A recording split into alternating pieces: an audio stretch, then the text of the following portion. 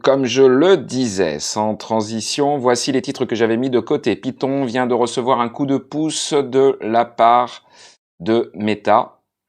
Alors, c'est intéressant. En fait, il y a Meta qui vient de donner à la fondation qui gère Python 300 000 dollars pour les aider à poursuivre les développements de Python, parce qu'en fait, Python est utilisé énormément autour de la plateforme de Meta, enfin autour des plateformes de Meta. Je vous rappelle que Python est fortement utilisé pour tout ce qui est intelligence artificielle et pour de nombreux développements aujourd'hui, notamment aussi le deep learning et toutes ces technologies. Donc pour Meta, il était très important d'investir dans Python pour solidifier ce langage et le développement de ce langage. Microsoft, nouvelle victime des hackers de Lapsus. Alors, il continue, Lapsus a dérobé un bon paquet de données chez Microsoft. Microsoft a confirmé l'information. A priori, il n'y a aucune donnée client et aucune donnée trop sensible.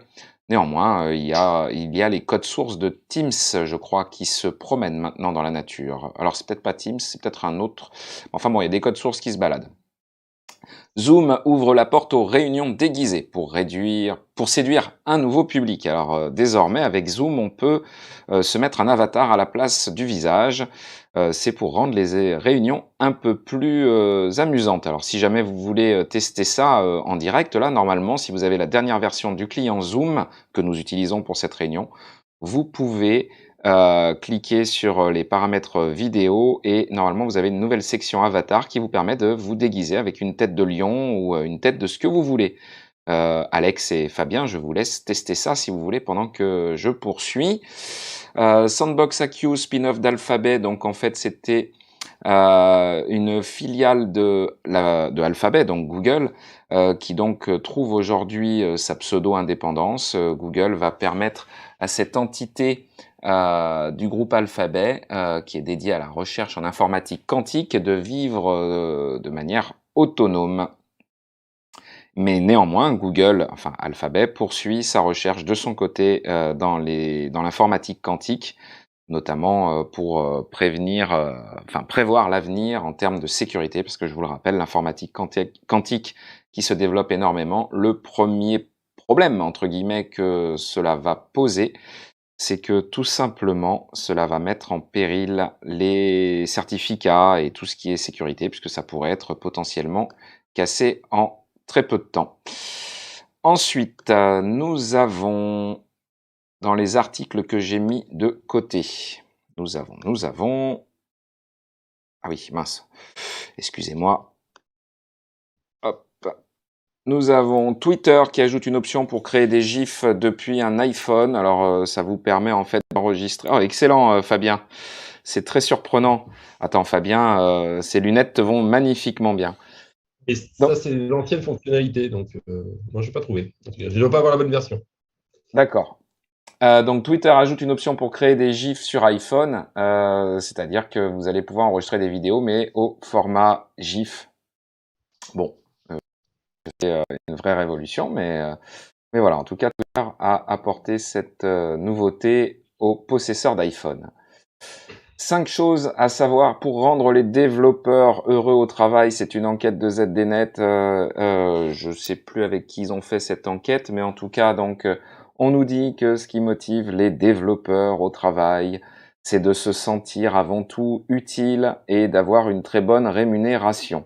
Alors, ils veulent être productifs et avoir une très bonne rémunération.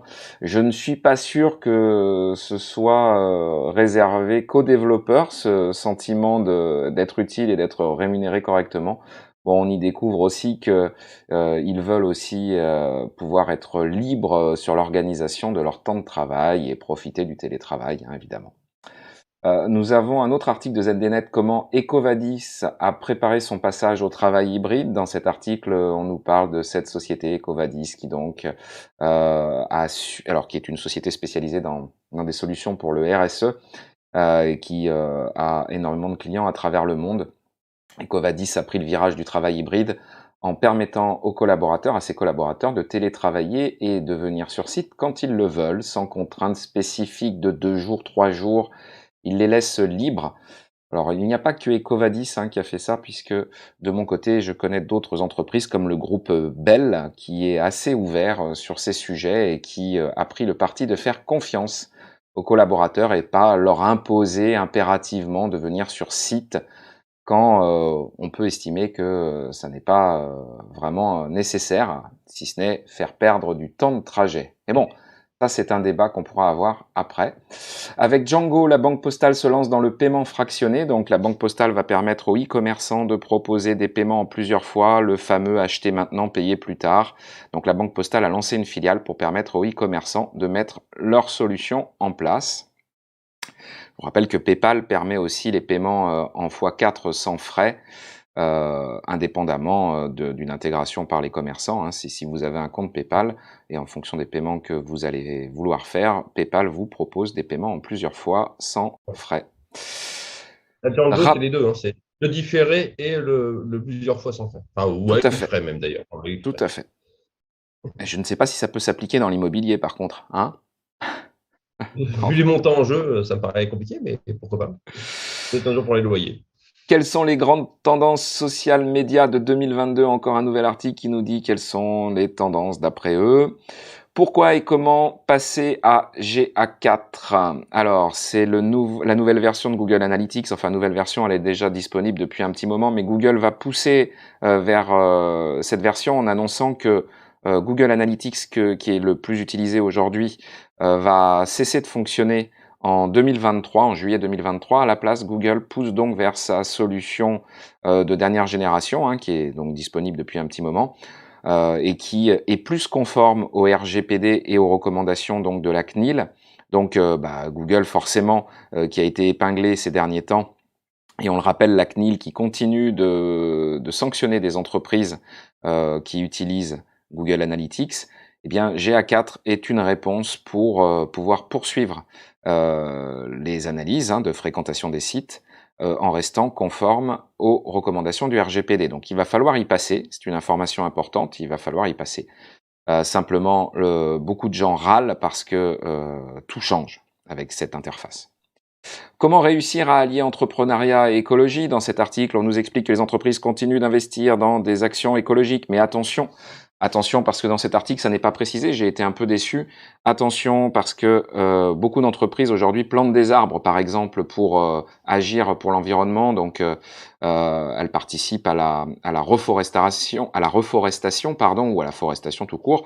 Le problème, c'est que, je vous le dis, si vous voulez faire des actions comme celle-ci, il est important de prendre des acteurs qui sont avec le label bas carbone.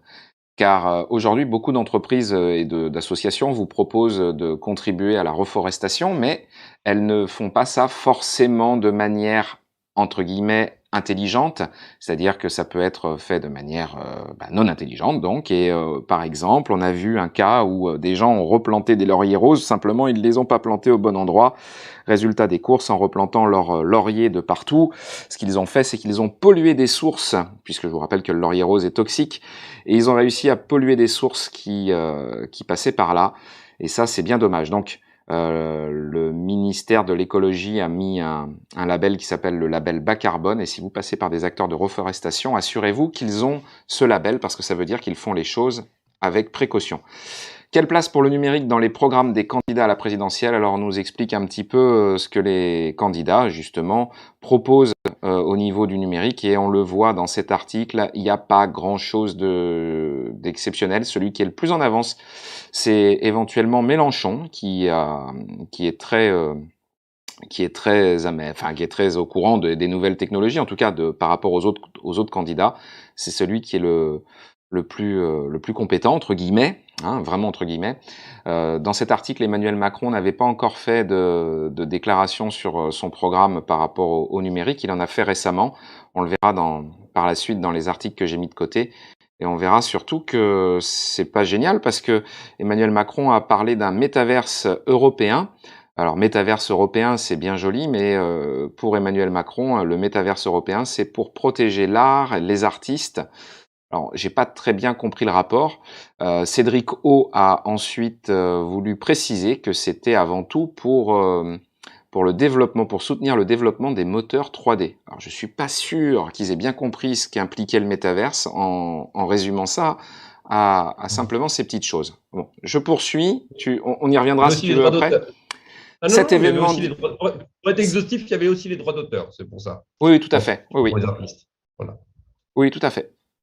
Cet événement du digital à ne pas manquer en avril 2022, donc c'est le blog du modérateur qui nous fait une liste d'événements à ne pas manquer en avril 2022, donc, enfin, qui peuvent être intéressants. Un tribunal de Moscou juge Meta coupable d'activités extrémistes, donc en Russie, Facebook et Instagram sont désormais interdits, il n'y a plus que WhatsApp qui subsiste, sauf sur le téléphone d'Alex. Webinar, transformer son site e-commerce en un puissant outil. Alors bon, ça c'est en fait un webinar, donc j'aurais pas dû le mettre de côté, je voulais le retirer, je m'en excuse. DSA, Bruxelles veut faire payer les grandes plateformes pour les contrôler, donc là c'est une demande de Bruxelles que les entreprises, les grosses entreprises qui sont contrôlées pour la DSA payent une contribution qui financera justement ces contrôles. Zara réalisera 30% de ses ventes sur Internet en 2024. C'est un article intéressant puisqu'on voit que Zara a su fortement se développer ces dernières années au niveau de la vente en ligne. Donc c'est quelque chose qui peut intéresser tous ceux qui sont dans le e-commerce.